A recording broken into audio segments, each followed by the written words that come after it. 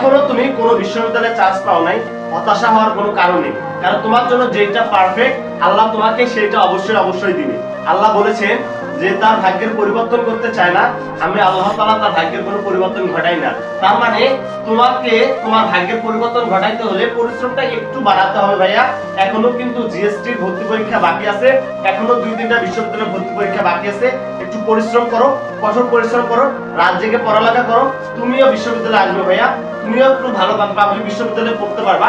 দেখো ভাইয়া, আমি এখনো এই যে পড়ার টেবিল দেখতেছো, এখানে এখনো আমি টিচার হয়ে তারপরে পড়ালেখা করতেছি।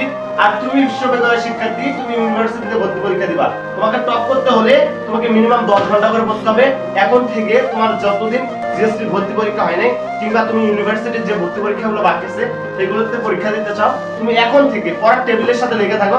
পড়ার টেবিলে তুমি রাত দিন পরিশ্রম করো, তুমিও ইনশাআল্লাহ একটা সিট পাবা, তুমি একটা ইউনিভার্সিটিতে চান্স পাবো ভাইয়া।